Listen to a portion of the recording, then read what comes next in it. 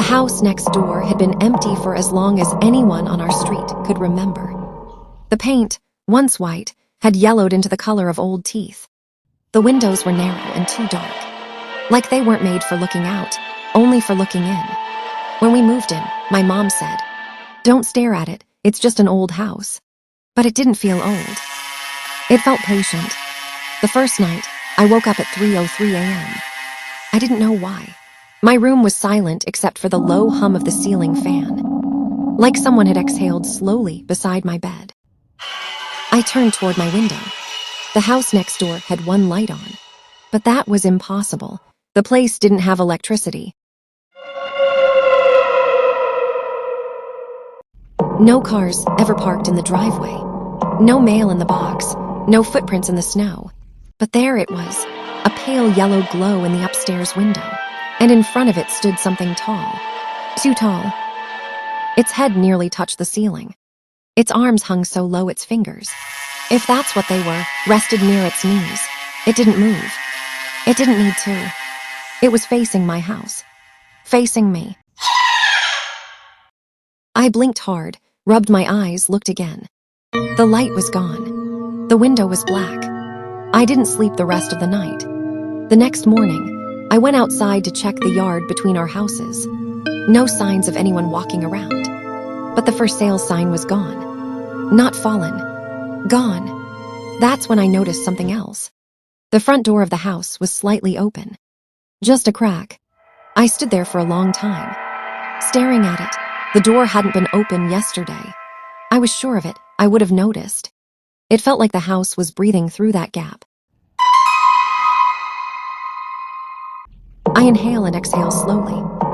I should have gone inside our house, but I didn't. I should have told my parents. Instead, I walked closer. Each step felt heavier than the last. The air grew colder the nearer I got, even though the sun was bright overhead. The closer I got to the door, the quieter the world became. No birds. No wind. No distant traffic. Just silence. I reached the porch steps and froze. There were scratches along the doorframe. Long, deep grooves carved into the wood. Not random, it's tall. Higher than any person could reach. Something had dragged its nails down from the top. My stomach twisted. The door creaked a little wider on its own. I didn't touch it. It just opened. Inside, it was dark, far darker than it should have been in the middle of the day. The windows looked blacked out, like something thick had been painted over them from the inside. And there was a smell.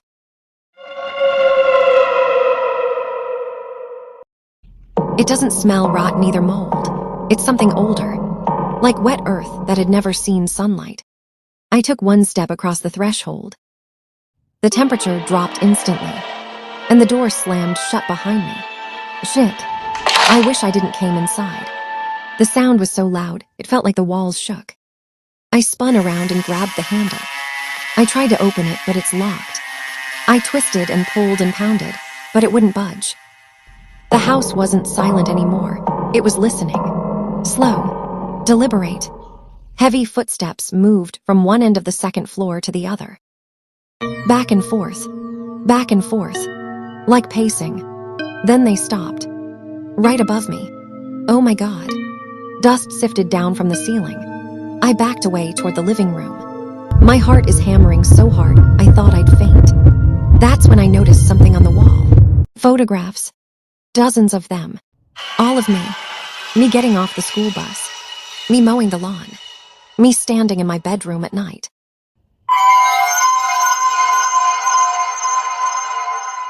The dates written underneath in shaky handwriting.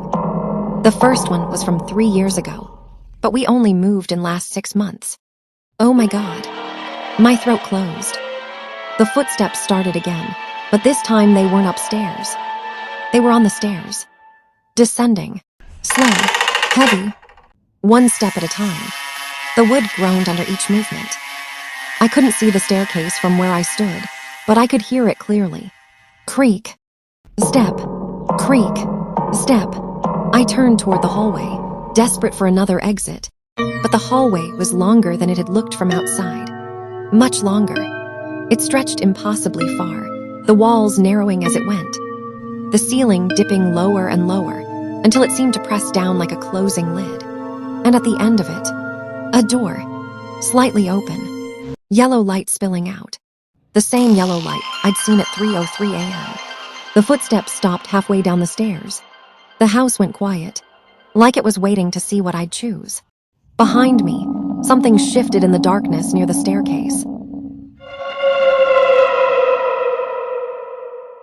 Its head tilted at an angle no neck should allow. A shape detached from the shadows. Tall, too tall. I couldn't see its face, but I felt its eyes. I ran. The hallway floor felt soft beneath my feet, like walking on something alive. The walls seemed to pulse as I passed. The light at the end flickered, dimmed, brightened again. The door at the end began to close. Slowly, I lunged forward and slipped through just before it shut, and found myself standing in my own bedroom. But wrong. The walls were stained, the ceiling sagged. The air smelled like that same underground dampness.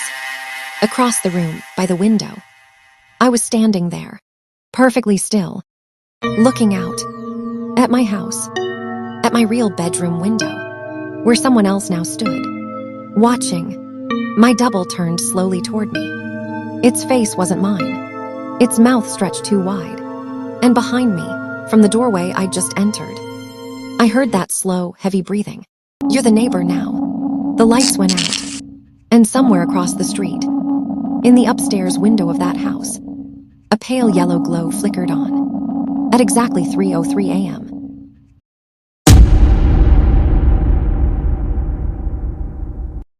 We went to a party that night abroad. We were drunk enough to feel invincible, but sober enough to know better. That's the dangerous part. It was one of those nights where the air felt heavy, like the city was holding its breath.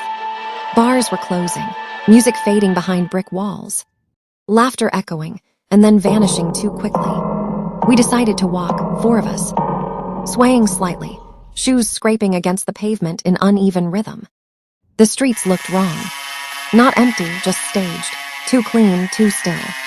The streetlights buzzed overhead, flickering with an irregular pulse that made time feel choppy, like missing frames in a video. Our shadows stretched too long behind us, bending in ways shadows shouldn't. That's when we noticed the first person. He stood under a streetlight, pretending to scroll on his phone. Hood up, posture relaxed. He looked normal. I wouldn't have looked twice, except he wasn't blinking. Not once. As we passed, his head tilted just enough for me to see his face. Shit. My stomach tightened. His eyes were glossy and unfocused, like glass marbles shoved into a face that hadn't finished forming. His mouth curved into a smile, but the rest of his face didn't react. No creases, no movement, just lips pulling apart like they'd been instructed to. I laughed too loudly. Okay, nope, that guy's not real. My friend beside me slowed down. You saw that too, right? Before I could answer, another voice chimed in from behind us.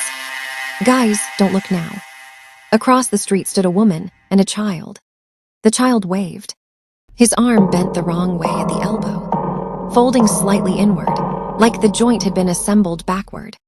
The woman's head turned slowly toward us, stopping a fraction too late, as if her neck resisted the idea. When she smiled, her teeth were too uniform, perfect, featureless.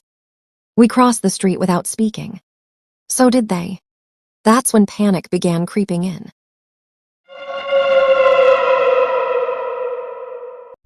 We tried to joke, tried to blame the alcohol, but the laughter kept dying in our throats, strangled by the feeling of being watched from every direction.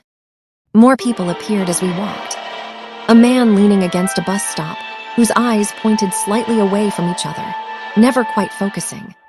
A couple holding hands, their fingers fused together like melted wax, hovering just an inch above the pavement. None of them spoke. They just watched us. Their faces twitched occasionally, small corrections, like masks slipping and being quickly adjusted.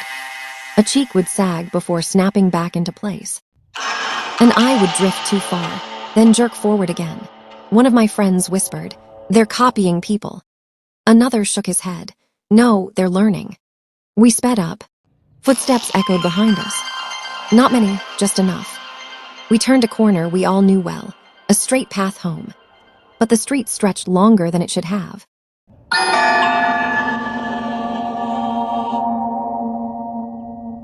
I felt it then, a pressure behind my eyes. A buzzing sensation, like someone tuning a radio inside my skull. Thoughts began slipping, simple ones. Keep walking, don't think too hard, look forward. A voice spoke, calm and pleasant. You're seeing us because you're between states. We froze. They stood in front of us now, blocking the street, too many to count. All wearing borrowed faces that didn't quite fit. Their eyes reflected the streetlights wrong, too bright, too deep. Between drunk and sober, another voice said. Between awake and asleep. Their mouths moved a second before the sound came out. You slip through when you're like this. One stepped closer. His face was nearly right. Almost human. That made it worse. We don't mean harm, he said gently. We just need reference. Reference for what? I asked, my voice shaking despite myself. For you. Then the streetlights went out. Shit.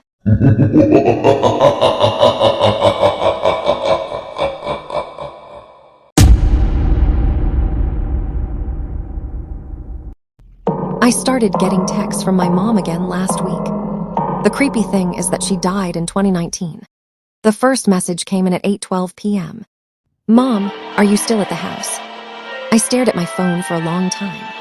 The contact photo was the same one I'd set years ago, her smiling in the backyard, sunlight in her hair.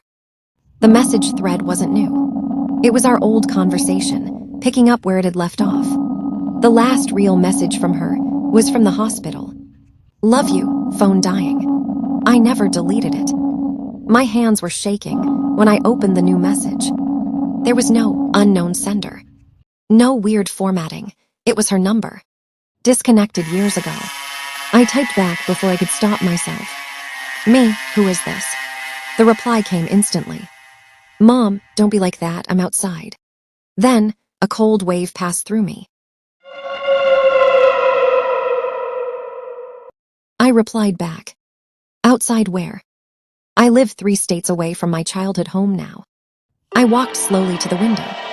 The parking lot was dim, lit by weak yellow lamps. It was empty. Then my phone buzzed again. Not that outside. My chest tightened. A soft knock came from my door. 3 gentle taps. The exact way she used to knock when she didn't want to startle me. I didn't move. Another text. You always forget to lock the chain. I looked at the door. The deadbolt was locked, and the chain was really not locked. I don't remember leaving it undone. Then it knocked again. Softer this time. Then her voice muffled through the door. Sweetheart, it's cold. My heart slammed so hard it hurt. The voice was perfect. The exact tone, the slight rasp she had in winter, the familiar warmth. Tears filled my eyes before I could stop them. No, I whispered, this is not real. My phone buzzed again. Mom, why won't you let me in? The doorknob rattled slightly. Not violently. Just testing. You're not my mom, I said louder this time. Silence. For a full 30 seconds, there was nothing. Then my phone vibrated. Mom, you're right. The voice outside changed. It was still hers, but flatter now. Thinner. We're not, it said through the door. The knocking stopped. Slow footsteps moved away down the hallway. I didn't breathe until I heard the stairwell door open and close. My phone buzzed one last time. Mom, it's okay. We know where you live now. I haven't slept since. Tonight at 8:12 p.m., I got another text. From her number. A photo this time. It's my place. Taken from across the street. And in the reflection of the glass entrance doors. Someone is standing behind me. Shit.